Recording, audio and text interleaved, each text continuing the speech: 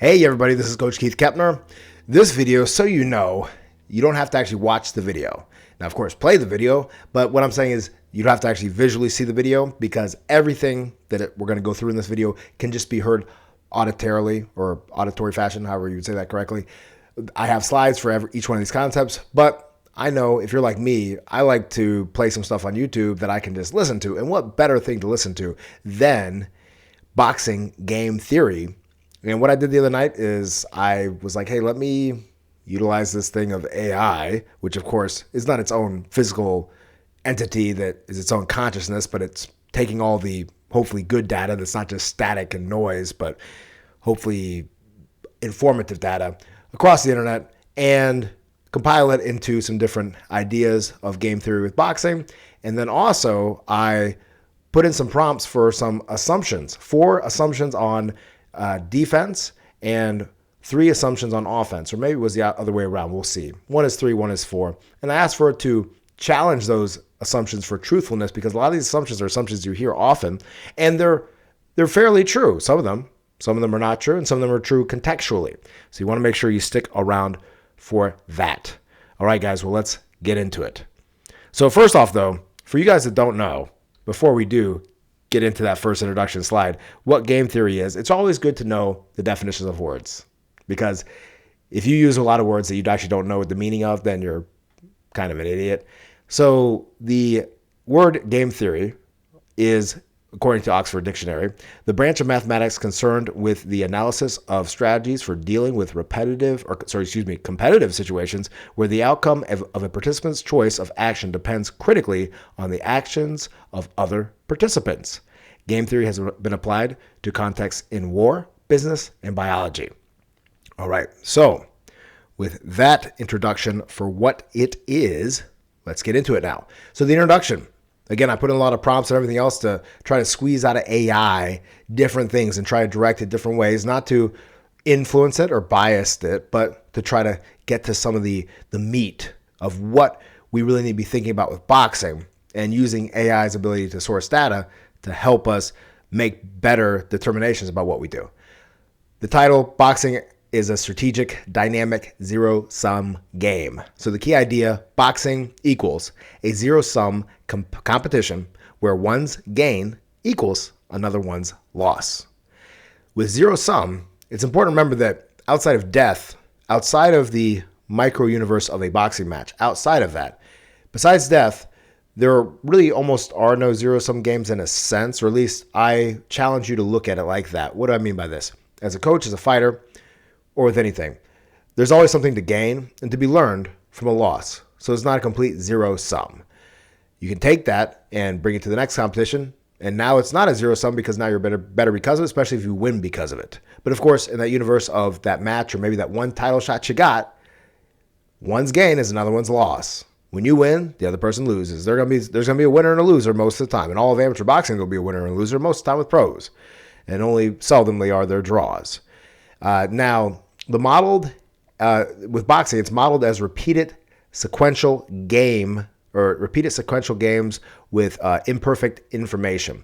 I think that's an important concept there, is that however many rounds you're fighting, there's going to be, each round is its own little mini game. Interesting to think about, right? Where you think about guys like, obviously, the classic idea of Sugar Ray Leonard, right? With Angelo Dundee telling him, hey, turn up the last 30 seconds of this round to win the round. That's winning that little mini game. And if you win enough of those little mini games, you win the fight. And of course, we know a lot of 12-round fighters and 10-round fighters and even 8-round fighters that will win enough of the rounds to therefore win the fight.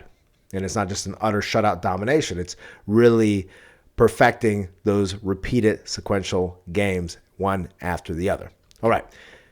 Now, the framework, boxing as a strategic game. What is the framework of this? You have players, you have actions, you have payoffs, you have constraints, and you have information. All right, so first you got 2 players, obviously, in the boxing ring. Of course, sometimes you can have a referee that adds some mix to it. Occasionally, corners can get involved. Most of the time, not. But you can have a referee that's really horrible that biases the action. That's one thing to think about, how if/win, right, depending what level you are, if/win, you get to the level where you're fighting for a truly consequential fight. meaning it is a title shot for a professional title. It is the title fight, actually. The referee choice can be very important.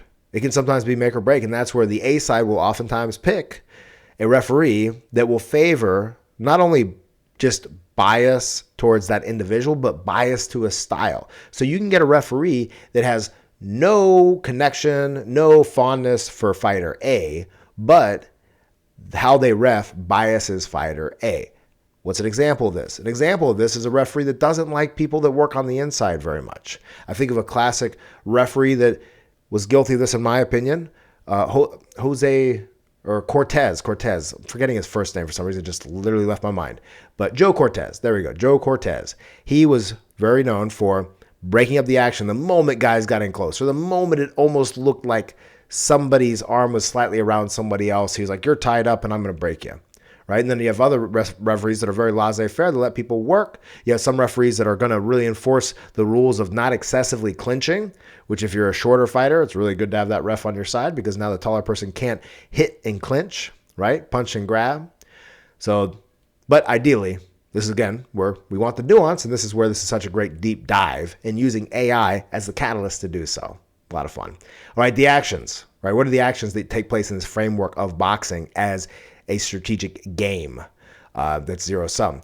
You have moving, you have punching, you have guard, which is defending, and you have feinting, right? So it's interesting. It categorizes four main tools you can use, macro. And that's where it's really important because it's so easy to get caught up sometimes in all the minutia, in all the variants, in all the little flashy special this, that, and the other moves. And yes, those can be important and at the higher level can be game changers when you've already built up the solid foundation. But if you're not even looking at the game properly and utilizing those 3 or 4 macro concepts, you're missing out on a lot. It doesn't matter how well you optimize, how well you set up this punch, if you're not thinking of it in those macro chunks and really in a holistic way.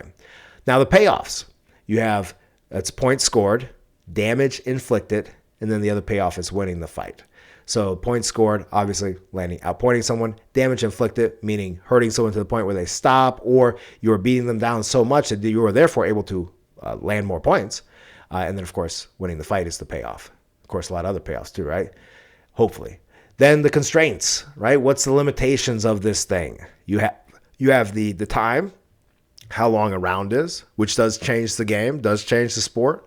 If it's a 2-minute round, if it's an amateur, more novice level fight, 2 minutes, or with a lot of the women fights are 2 minutes still, that changes the sport a little bit. There's people that make it out of rounds. They got hurt in a round that if it was a 3-minute round, they wouldn't have made it out of, and therefore it'd be different. And you could actually say it's worse for that person that got hurt because now they're going to go on to receive more punishment.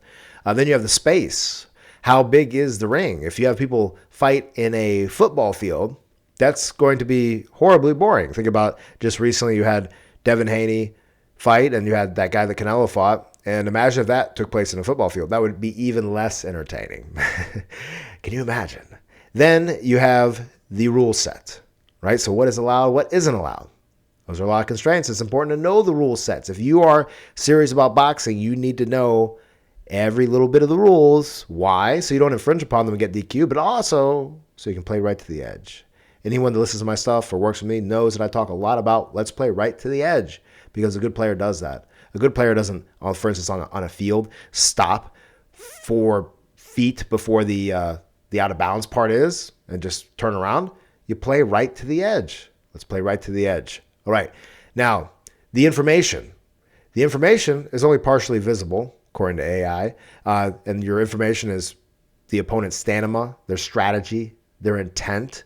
So it's only partially visible, right? We can think of circumstances where people have more or less information. If you fought them before, if you've seen them a lot, you do have those things. But also what I've seen sometimes, not to make you overly crazy about all this stuff, but I've prepared to have my guys fight somebody and see how they fight. But because my guy fights a certain way, they actually have to fight that person different now.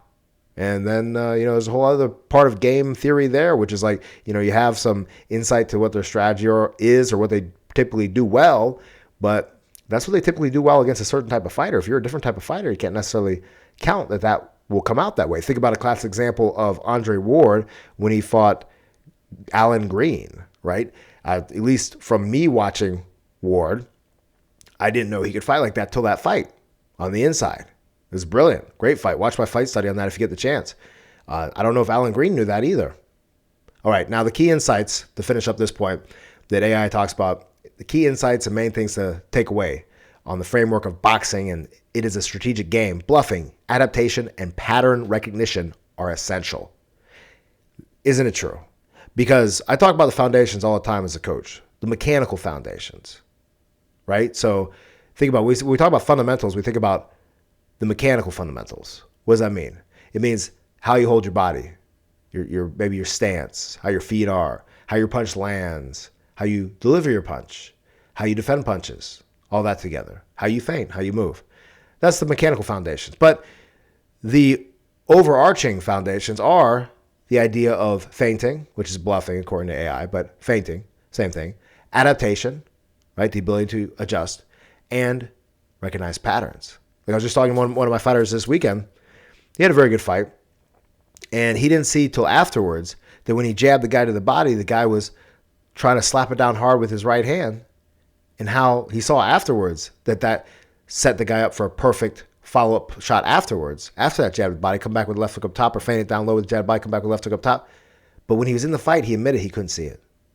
So we need to recognize the patterns. How are they defending? How are they moving?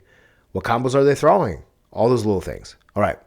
Now, analyzing the provided boxing theory. All right. So the first statement. So this is not the first assumption, but this is the statement. Land more scoring punches legally in a confined space within a time limit. That's boxing. Or inflict more damage, right? Either one. Because even in amateurs or pros, which amateur leans way more to points, obviously. Pros, it's clean, effective punches.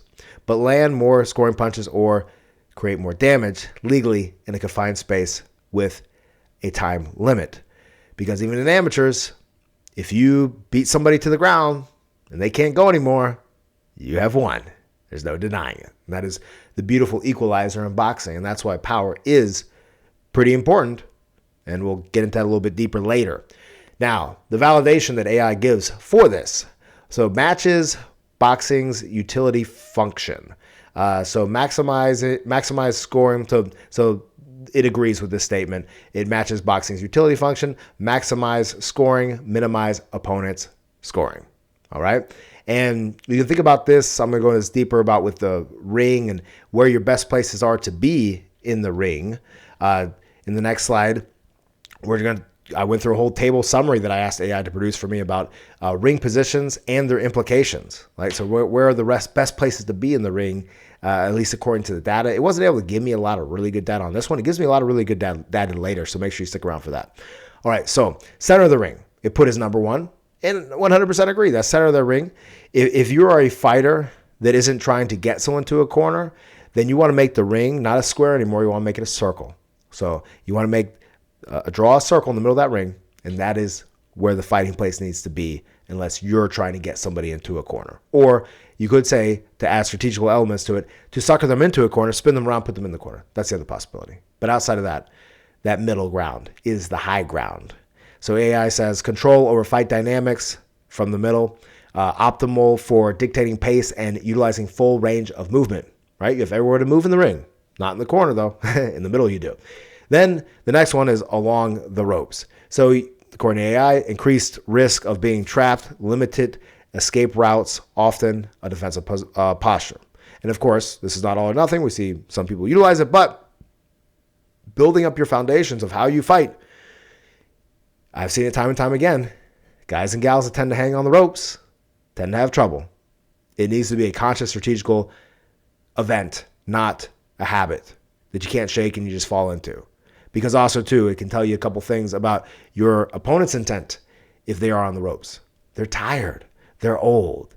It's this one saying I used to make kids I would coach all the time say when they would lay on the ropes, right? Young kids, 8, 9 years old. They would, automatically we're training in a boxing ring. We're doing mitts and whatnot. And they start hanging on the ropes. And everyone, all the kids in my classes knew. I would ask them, hey, who lays on the ropes? And they would all say, old fighters that need to retire. Old fighters that need to retire. They knew it. All right. Then corners. The worst place to be, right? highly restrictive, minimal movement because of the shape of a corner, right? It's worse than the ropes. You're susceptible to concentrated attacks, according to AI. Absolutely, absolutely. You're limited on your lateral movement and everything else. And you have to go into the fire in order to try to get out of the corner. Now, if you're very sharp, you can sucker someone into a corner. Different story. And then AI touches on, of course, using ropes tactically. Advanced strategy, yes, advanced strategy can be used to bait opponents and launch counterattacks, but requires high skill and awareness. Again, not a habit that you typically want to engage in most of the time. All right.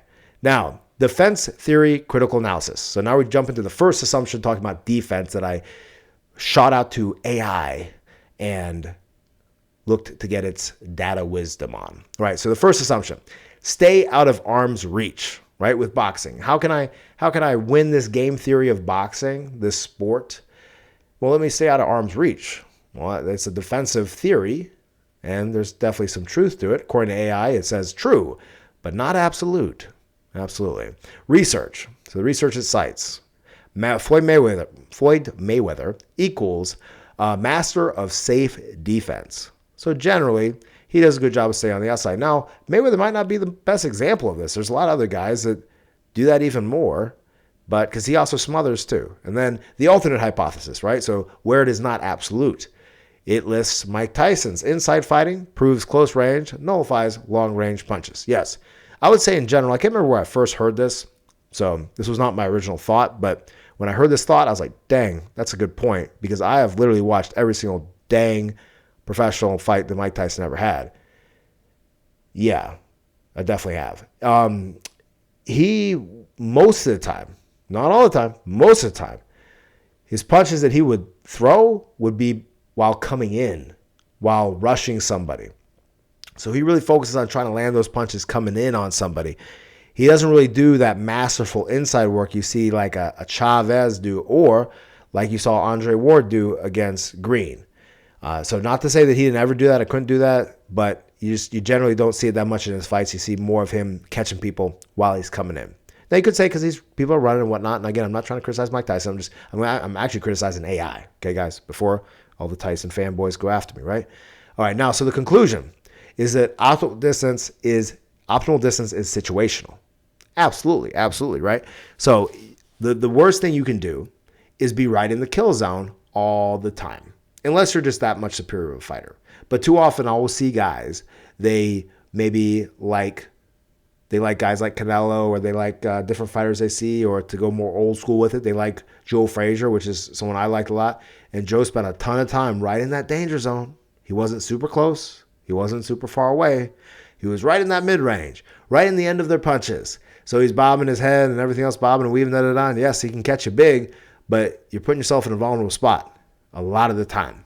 Whereas like if you mix in just occasional step back, you are not as vulnerable most of the time. And we all can't be as great as Joe Frazier. So it's better if we're safer if we assume that we're not as great, so we don't have to rely on the greatness. And then if we find out we are as great, then we get lucky, right? That's what you call luck. All right, so making sure that you're either a little too close for your opponent or a little too far away, and mix and matching that to get them together. That's what a solid fighter does. A lot of times when I have a fighter go against another fighter, let's say sparring or even in a fight, and I feel like we're getting hit too much, sometimes if it's a very, very specific punch we're getting hit by, I'll give a very specific defensive answer to my guy that they're not pulling out. All right? Or maybe something offensively they're doing that is making that counter or that punch available to be landed. But more often than not, the macro concept, the big one, the majors, we want to major in the majors and not in the minors. The major concept is that we want to do this. We want to change ranges on people. Because if we're always stepping out into safe zone, a good fighter, what will they do? They'll step into it. A lot of people know who Brian Norman is now, so I'll name drop that. I wouldn't name drop him 5 years ago when I was doing some of these videos because not too many people knew who he was, even though he was climbing his way up to being as good as he is right now. But now he's a name people know. And I've had quite a few of my amateurs spar him when he, had already started as a pro and everything else. And a lot of times, he's a dangerous guy. He's a good boxer. And if you just always are on the outside on him, he is so darn fast and snappy, he will catch you while you're like 4 or 5 feet away from him. And so if you just hang on that outside, stay at arm's reach, you're not safe. If you get up and bull up on the inside, it's good enough he's going to turn you and catch you coming in and move back with punches, move off to the side with punches as you're trying to do that. That's no good either. And if you stand right in kill zone, he'll just pick you apart. So what do you need to do? If you're someone like a lot of my guys that were less experienced that I was having work with him to help them be better so that they could get in enough rounds to actually be better and get something and not just get pieced up, is to try to change the range, to sometimes step out, sometimes step in, sometimes step to the side. So therefore that simple variance can take someone that is that much better than you and just have to it makes them do a few more adjustments that they wouldn't have to do if you're always backing out or if you're always rushing in. All right. Or always turning off to one side too, because they'll make you run into that one as well. All right. Now, the next assumption on defensive theory critical analysis continued. Assumption number 2 that I threw at AI, because this is a big one, and it's a darn good one. But be in a place your opponent can't hit you. Be in a place your opponent cannot hit you. AI says true, check mark. But tautological. I have trouble saying that word. If I'm saying it correctly, let me know. If I'm not, let me know. Which basically means that the statement itself is true based on its own logic of the statement, right? So it's kind of like repetitive, right? It's like, hey, like if you don't want to get hit by someone, don't get hit by them. So being in a place your opponent can't hit you. But what does that mean? What does that mean? So that means literally being in a place they can't hit you. What is the one place that you can be in the boxing ring where your opponent can't hit you, besides behind the referee? That is a place you can be where they can't hit you. Or besides with your knee or a part of your body besides the soles of your feet on the floor, right? So you're standing up and you're not behind the referee hiding. The only other place you can be where they basically cannot hit you, especially with a shot of any consequence, is if you're literally behind them. And you can do that. They can't turn their back on you, but you can get around them and make them turn their back on you. All right. So this is where the advanced insights that AI chooses to provide to offer is able to provide to offer. The idea of off-center movement. Of course, it lists Lomachenko's exit angles, disrupts opponent's offense rhythm. Data to support this that AI provides. Fighters with better angular movement have a 15 to 30% higher connect percentage, according to CompuBox analysis. Now, of course, I'm not going to dive into maybe some of the inaccuracies of CompuBox, but we're going to just use the data that we have at hand, which, as insufficient as it is, or maybe as inaccurate as it is, and make assumptions with that and draw some conclusions because it is helpful. I would definitely say from my experience that the guys and gals that can get the shots off and exit literally around their opponent, they're able to not get hit off that, and they're able to continue to get some offense before they go literally all the way around. And then when they're literally all the way around, the other person has to turn around. And guess what? You can hit them again when they turn around or just be gone. So really important, excellent concept that can be even more beneficial than just simply moving away. So often, that's where the idea too of turning off to the side as you step out becomes so important. Because if you go back and off to the side at an angle, it's hard to launch a forward attack and catch you. But if you just go straight back, one, you end up on your heels, right, which is a place you don't ever want to be in boxing. But number 2 is they can close their eyes and lunge in with a punch and probably hit you, particularly if it's a straight punch. Now, the next assumption under defensive theory, critical analysis continued. Assumption number 3 that I threw at AI: overwhelm them with offense to make defense irrelevant. All right? So think about that. That is a concept. You can absolutely overwhelm some people, certain types of fighters, if you're a certain type of fighter, with your offense that does make your defense a little bit irrelevant. Definitely. And you need to have your seatbelt, which means probably keep your damn chin down, or your last reserve seatbelt, which is that you're freaking tough as hell. Think of someone like Aaron Pryor. And this is, you're not going to be hurt by many people. All right. Now, AI, correctly so, says only partially true. Yes, partially. Absolutely agreed. Studies that AI provides. Over-aggression without smart defense reduces long-term success. Ah, yes. Combat sports Nash Equilibria model suggests this. And we'll talk about Nash Equilibrium a little bit later. So valid situations for this that AI provides. Mismatch fights. Absolutely. When you do your pro debut and you do it how most people do it, which I'm not saying is the wrong way to do it at all, and you get in there and you get someone that is a probable beat for you that's at a lower level and probably at a lower level than you fought as an amateur, if you did all these things right, then you probably can just overwhelm them. And defense is relatively irrelevant as long as you are not doing ridiculous things. Then it says, AI says, extreme offense, forcing opponent into survival mode. Example, Manny Pacquiao in his prime. So Manny Pacquiao, because of the speed and the power, right? If you have those assets or you build those assets, right? Part of that is genetic, part of that's God-given, but another part of it is worked on and developed. But if you build the ability to throw fairly snappy, fast punches that are also fairly hard, and you are pretty good at throwing a good amount of them, you can absolutely shut down a lot of punches and therefore, in that time, make defense relatively irrelevant.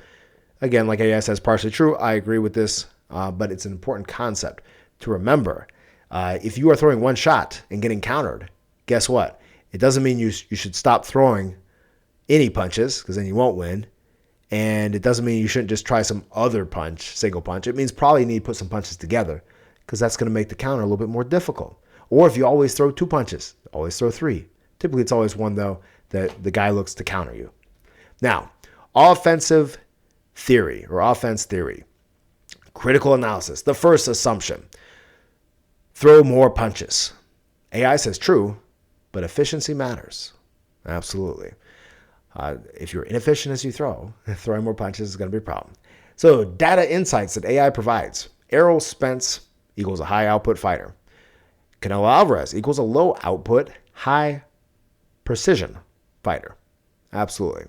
And something that's important to note, though, is that for Canelo, when he was earlier in his career, which I got to see quite a bit of when I was in Mexico, he definitely threw more punches then. All right.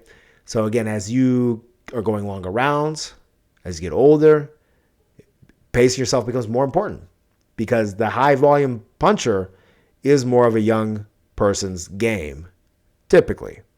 But again, efficiency matters. And what does efficiency mean? It means not only accuracy or connecting, as AI presents with a formula, which is E equals P times V subtract C, which is, let's see, expected punch value. So expected punch value equals connect times damage, subtract the energy that it takes from you. Interesting formula. Now, if out of that formula, if we manage to throw the most damaging and most connected punches with the least amount of energy, according to this formula, we're going to be pretty successful. And I would agree with that. What does that mean? Goes back to that video I did a while ago. You get loose, you go to the top, like Tony Zale said. Think about Sugar Ray Robinson. Think about Muhammad Ali. Think about Sugar Ray Leonard. Think about Roy Jones Jr. Think about all these guys. What do they all have in common? Besides they're great athletes, and they have the will to win. They're loose. That's why they're so fast. That's why they're so damaging, while also being fast. And they throw a lot of punches, all those guys. But because that factor of energy is not subtracting too much from the damage or the connecting. Now, if you're throwing punches and kind of muscling them, like we do see a lot of guys do, guys and gals, and especially nowadays, it seems like, then there's going to be a trade-off there. And therefore, you have to focus a lot more on just pure efficiency and minimizing output, and only focus on precision, which does equal to a less exciting fight. It is a style of fight that I'm not going to knock or anything else. Now, offensive or offense theory, critical analysis continued. Assumption number 2, throw first. You've heard this one? Throw first. AI says, check mark. Useful for initiative, especially in amateur scoring. All right, so very important to remember here, gang. Most of you guys watching this are not professional boxers. Typically throw first. It's typically a good idea to throw first. And also, again, if you throw first and it's one shot, easy to counter. But if you throw multiple punches, it can be harder. All right, now the counterpoint that AI provides. Smart AI. Elite counterpunchers. Example, Mayweather and Marquez thrive by letting opponent lead. Exactly. So therefore, use your feints and throw with combination double, triple jabs, and be unpredictable. Like it talks about earlier, the pattern recognition aspect, if we can put a wrench in that wheel of pattern recognition by changing up our patterns, we can nullify or give the counter puncher a lot of trouble. And also counter the counter as well if we throw more volume. All right. Now, it says game theory, tit for tat strategy, react with precision after provocation. So I suppose, from my understanding, that would be maybe counter the counter, perhaps. So again, though, amateurs typically be first. Absolutely. Typically be first with what? The jab. And again, jab the chest, jab the body, jab the head. Don't just jab the head. All right. And don't just throw one all the time. Now, offense theory, critical analysis continued. Assumption number 3, throw faster. And AI is just like, dude, absolutely 100%. Because, of course, theoretically, mathematically, if you can just throw a third faster than everybody else or a quarter faster than everybody else, you're going to probably have more success. Now, there is a big nuance here that, of course, I don't expect AI to catch, but I'm going to catch it. And I'm going to tell you about it after I read the neuroscience findings. Faster neural processing equals superior offense and defensive transitions. Okay, so I guess it's probably linking that into, admittedly, that was one study I did not look into, the neural processing, which seems to look like it would correlate along with defensive transitions and offensive. So, of course, the faster your reflexes are, you're going to be better. The slower your reflexes are, the less good you're going to be. Pretty obvious there. But where throwing faster can be problems is going back to the formula that I presented earlier with punch efficiency of, what was it? Volume and power, and then subtract energy or precision, power, and then the energy. So when we throw fast, a lot of times that costs energy on guys. They don't know how to throw fast and be loose and not conserve and not exert energy and conserve it. So that could be a problem. And second thing too is that the punches can become really suboptimal. Really suboptimal. What do I mean by this? I mean they can become so ineffective. Think about, I feel like almost any boxer I say that I'm going to mention this about is going to draw criticism. So I'm going to abstain from that. But think about your classic speed person. Oh, here, I know someone that will not draw criticism from. Here. Even though I really like the guy a lot, he's a smart analysis. He was a smart boxer, and he was a good boxer. But Paulo Malignaggi, super nice guy too. He was super fast. He didn't have much pop on his punches. And I'm not going to say he threw his punches wrong, but what I've noticed working with people is that, and I noticed this when my dad was coaching me and him working with fighters as well, is that sometimes people will overspeed. And when you overspeed a punch, I think the same thing applies probably. Tell me in the comments if I'm right. If you overspeed or rush a bat of a baseball or rush a pitch and don't get the timing of all of it correct, then it becomes less effective, less powerful, and less good at doing the job you need to do. And this can happen when people overspeed. And people, they think speed equals power. Not necessarily. I've seen a hell of a lot of slow, powerful punches. And I've seen some very fast, powerful punches too. The key is how it's delivered. And as Chuck Bodak would say, through proficiency of movement, that creates speed. That creates power. And that's what you want to strive for. It's almost like that idea of, be smooth to be fast. So going to the next one. Offense theory, critical analysis continued. Assumption 4, throw harder. Throw harder. This really resonates with me because this is definitely my game theory when I boxed. And a lot of how I was raised as a fighter. And let's look into it. So AI says true, but it's limited. And yes, this is true. This is definitely true. Breaks my heart to say so, but it definitely is true. But it can really blindside you. What do I mean by this? Classically, I did not think that Ryan Garcia was going to beat Devin Haney, not because I thought Devin Haney was the next Floyd Mayweather, but just I underestimated the ability of power to be a complete game changer in that fight. And who was it? Probably, I don't know, Maybe one of Deontay Wilder's fights coming up, same thing. A few fights I've misjudged because of then learning how power can be countered alone. Then I was like, oh man, and I kind of underplay the value. But then it's like, hey, when it reminds you that it's the great equalizer, it is in the ring. You can be losing a whole freaking fight. Last round, you knock them the hell out. It didn't matter. You're losing the whole fight. You won that fight. You are the champion at that point. All right, so AI gives me biomechanical studies. Raw punching power does not equal or is not equal to automatic success. Yes, of course, the way classic, like I did a video the other day with Teddy Atlas where he talks about the delivery mechanism, right? You got to have a way to get that bomb to the target. You can't just create the great bomb and not have a missile or an airplane to carry it on to dump it. Clean connection and timing outweigh brute strength. Yes, clean connection and timing outweigh brute strength. So what does that mean? That means the ability to hit those vital areas of the body. The tip of the chin, the temple, the jaw, the liver, the sternum.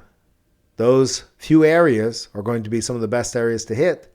So your ability to hit those things, clean connection, which also means not, having them kind of slide off another hand or something like that before they make that connection.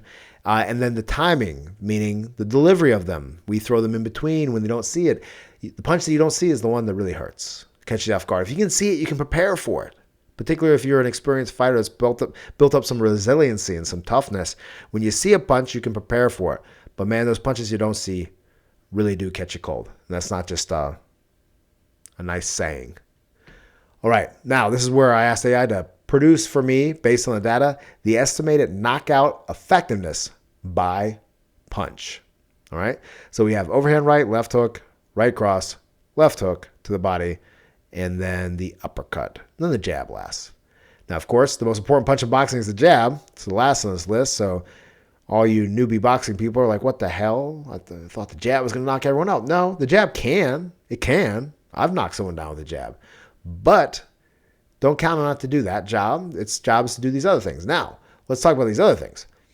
I'm going to make the assumption that AI is actually really, I think, confabulating or mixing together overhand rights and right crosses. Because when I looked at where it's getting its data, okay, it says it gets it from the biomechanical analysis and fight observations. So fight observations, what does that mean? That means commentators that don't know jack about boxing. That means people making videos like this that don't know jack about boxing. Do I know jack about boxing? Yeah, I know something about boxing. All right. Where they'll call a right hand that I would call a straight right hand, like just a straight right hand. They'll call it an overhand right because it was kind of short a little bit, as opposed to right cross. So I would lump those two together. It's the only place I would disagree. Otherwise, I completely agree with AI here. It says that overhand right has 35 to 40% estimated KO contribution.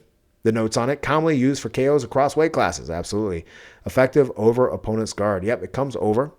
And it's a hell of a shot. And think about why it's so powerful. You're already set for it in your position when you're sided up for most people that are right-handers. And then the next one is my favorite punch that I would drop people with, the left hook to the head. 25 to 30%. So look at that. Pretty close, pretty close. The highs are not as high, but it's pretty close. So it says, especially effective when targeting the chin or temple. Exactly. Let's target those areas. Often used in close range combat.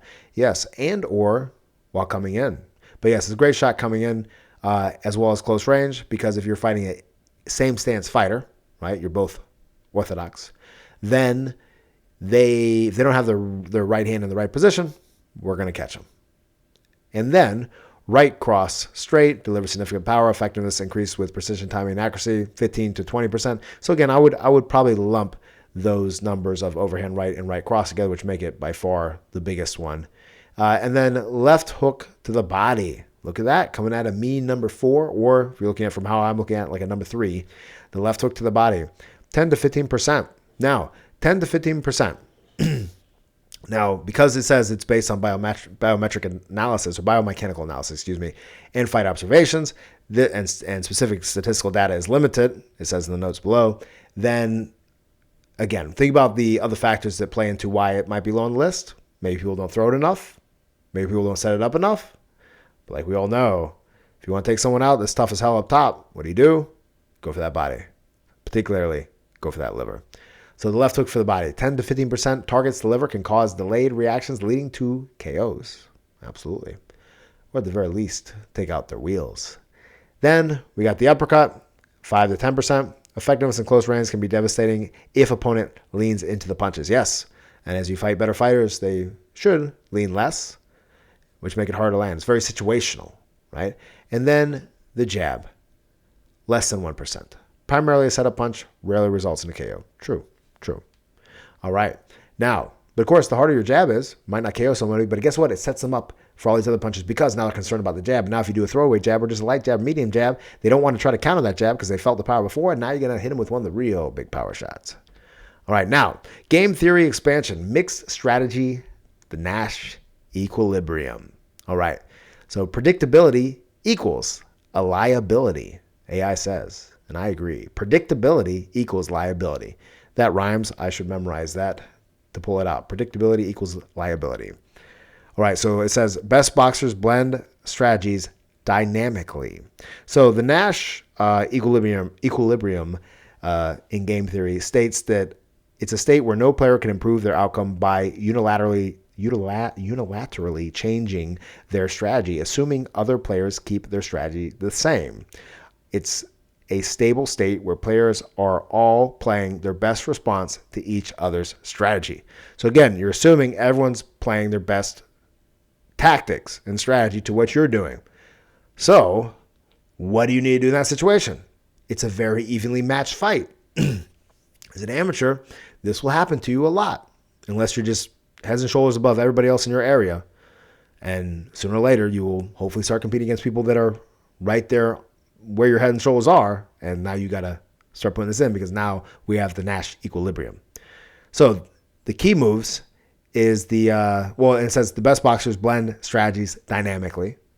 Key moves, feints equal bluffing, poker analogy, right? So saying you got something that you don't have or acting like you're about to do something that you're not going to do. Bluffing, very important. So it's twofold with that poker analogy, right? So poker face, meaning we don't let people know. It talked about earlier about information, right? With the information of the game. Intent, if you let people know your intent, that's not being a good poker player. You let them know you're tired. Let them know that you're angry. Let them know you're frustrated. Let them know that you're feeling good, whatever it is. Don't let them know anything. All right? Now, feints, yes. Tempo shifts, which AI says disrupt rhythm, like chess pacing, right? So changing the speed of your punches, changing when you attack. I'll give you a great example recently of that, which I think made it partially what it was outside of the holes of the one fighter and the power of the other, is with Haney and Garcia. Garcia with his frantic, just wild explosions and throwing and stuff like that. That was a disruption in rhythm that also made it harder for Haney as well with the power. And you see that a lot with guys. These guys that are a little bit awkward, right? And they do things. And you'll experience this too if you haven't already. You go against someone that you're actually technically better as, then you have more experience than them, et cetera, et cetera, et cetera. You've maybe beat better people than they could beat. But because they have these tempo shifts, it disrupts you, screws you up. Then the last one, adaptation, equals stay unpredictable. And then it gives rock, paper, scissors dynamics as the analogy, I suppose. So think about that with rock, paper, scissors. If you're always going rock, paper, scissors, shoot, and it's always a rock, then yeah, you're beating the scissors, right? And you're matching the rock, but eventually someone pulls out paper. But if you're unpredictable, that aspect alone can help keep you ahead of your competition. Data analysis, successful boxer patterns. So it says elite fighter trends, CompuBox and Fight Metrics is the source. So punch accuracy is greater than 35%. This is where I quote a lot, and I guess maybe incorrectly. I remember I read it somewhere. Maybe it was Ring Magazine, but this was probably 20 years ago. So I guess there's a lot of Mayweather career to be left then. But anyway, I was looking it up again for this because I say Mayweather's connect percentage was like 27% or something like that, or maybe 37. So he was the most accurate puncher in the history of boxing, or boxer in the history of boxing. So I guess it's probably higher than that. I think it's at 40. But regardless, punch accuracy, you want to be accurate, but even greater than 35%. So let's say you land 50% of the punches you throw. If you threw 100 punches that round, you missed 50 punches. If you threw 60 punches that round, you missed 30 punches. How good are you at missing hard punches? If you're not, get better at it. How do you get better at it? Shadow box, actual hard punches. Do it. It'll make you better. Trust me. If it's good enough for Joe Louis, it's good enough for you. Then opponent connect rate. So how often does the opponent connect against them? Only about 25%. So the defense is pretty solid. They're not in situations where they're taking pictures and available after throwing what they throw, but also they're good at nullifying attacks and good at also staying safe while throwing punches. Then high feint/attack ratio, or high feint to attack ratio. This is a great one. This is probably one of the great little notes here that I was very much thankful for this to show us, and for this data to come out, or for me to come across it rather, is that more successful fighters, they tend to have one feint per 2 to 3 punches. That's a good little number to hang your hat on, fighters. And me as a coach, to get my fighters to do. One feint per every 2 to 3 punches. Let's get it right there. Get it right there. According to the data, we're a successful boxer. And I can't argue with that. Are you going to argue with that? I'm not. Effective tempo control. Measured by punch flurries and pauses, right? So the more successful fighter fights when they want to fight and doesn't fight when they don't want to fight. They do that with their feet primarily, but they do that with other things as well. Namely, the thing above, feinting, right? You're feinting. You're making someone not want to act in that moment. You're keeping them on the defense. That buys you more time too. Great stuff here. One of the best pages that AI shot out. Love it. All right, punch output and accuracy of winners versus losers. Let's look at this, guys, because we can talk a lot about a lot of things, but if we don't talk about this thing, we're probably missing one of the biggest pieces of boxing. All right, so research analyzing technical variables in boxing bouts have shown that winners consistently outperform losers in several key metrics. Number 1, total punches thrown and landed. All right, so guess what? Winners throw more punches and they land more punches. You got to do both, though. Okay, most of the time, unless it's a mismatch. Winners throw and land significantly more punches per round compared to losers. And that goes back to that last note that was just talked about in the last slide, is that effective tempo control, because they're controlling the pace of the fight. They're controlling when the fight happens, when it doesn't happen, within inside that micro game of each round, and then throughout the totality of a fight. Now, accuracy. Winners have a higher percentage of punches landing in the scoring zone due to their higher activity profile. Okay. So yes, they are more accurate more often than not. You know, the better a fighter someone is, the better they are at accuracy. But also, on average, not all of them, don't talk about the outliers to me, but on average, winners tend to throw more punches. And guess what happens when you throw more punches? You tend to land more punches. Shocking, isn't it? But so often, I see people struggle with this idea of, hey, look, champ, if you just threw more, you would land more. Do it. It's not that you're getting ripped by counters so much, if at all, that it should be stopping you. It's that you're not understanding the idea. There's 2 ways to land punches in boxing. You can look for openings or you can create openings. And both are completely viable ideas, but too often, so many fighters will be looking for openings. Not enough fighters will be creating openings. And that's where you need to master some basic combinations that utilize different punches, high and low, around, up the middle, etc., that create openings, and knowing how to unlock doors like that, knowing how to unlock people's defense with that. Everybody has a code that's like the code system on a lock, on a door, or a safe that has all the money you ever wanted, right? All the success with boxing you ever wanted in it. Right in that door, all you got to do is punch the right code of numbers. Is it a 1, 2, 3? Is it a 1, 2, 5, 2, 3? Is it a 3, 5, 3, 2, 3? What is it? Is it a 4-3, 3 to the body? What is it? 4-3 to the body? That's the one? Bam. That opens the door to everything you ever wanted. Go for it. Next point, combination punching. Yes, combinations. Winners, like I was just talking about, winners utilize more combinations, particularly triple punch combinations, which are associated with higher scoring and success rate. Winners utilize more combinations. Do you want to be a winner?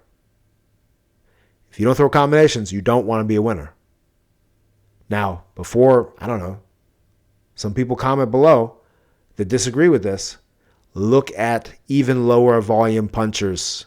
Look at Canelo Alvarez. Does he put combos together? Yes, he does. He does a lot of single punches, but he also puts combos together. And you could argue and say maybe as best he does put combos together that are at least 3 punches, at least 2 to 3. Floyd Mayweather, same thing. Same thing. Watch him when he was pretty boy. Don't only watch him when he was in his mid-30s. Okay? Do a little bit of research. How long have you been around? All right, now, for you guys that are young. Now, punching efficiency. The ratio of punches thrown to punches landed is lower for winners. All right, so the ratio of punches thrown to punches landed is lower for winners, indicating higher efficiency. The ratio of punches thrown to punches landed is lower for winners compared to losers. This line, I don't know if I'm tracking on this. The ratio of punches thrown to punches landed, meaning between the two guys, right? So you and I are boxing.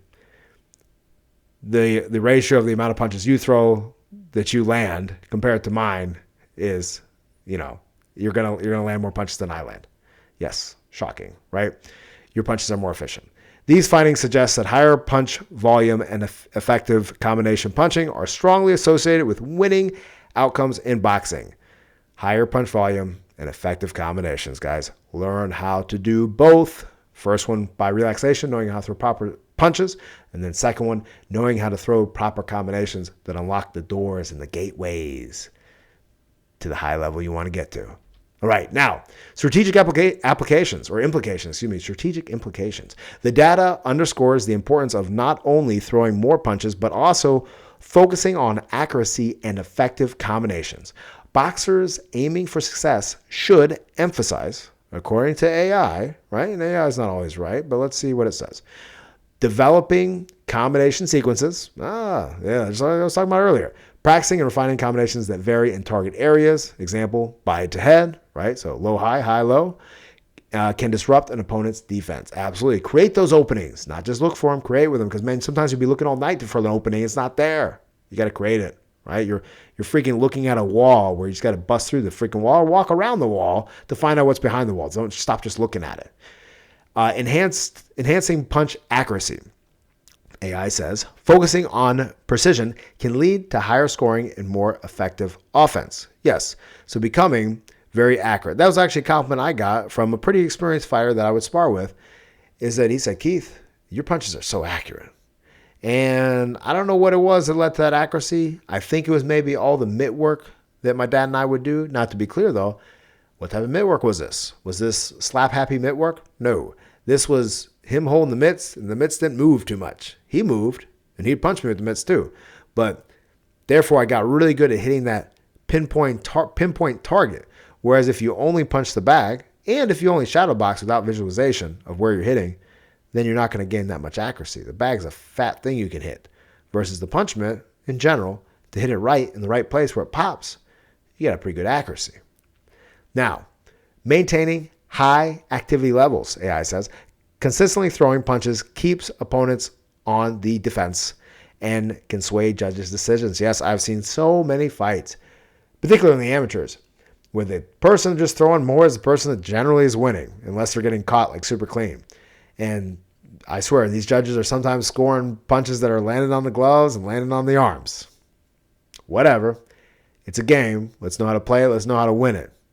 Don't hate the player or the game itself or hate whatever. Just, I don't know where I'm going with that one, but just freaking do your best to optimize. Get the hell out of the amateurs. Get yourself ready to go pro. Because let's face it, at the end of the day, look, I appreciate everybody that donates all their time to amateur boxing. Like, seriously.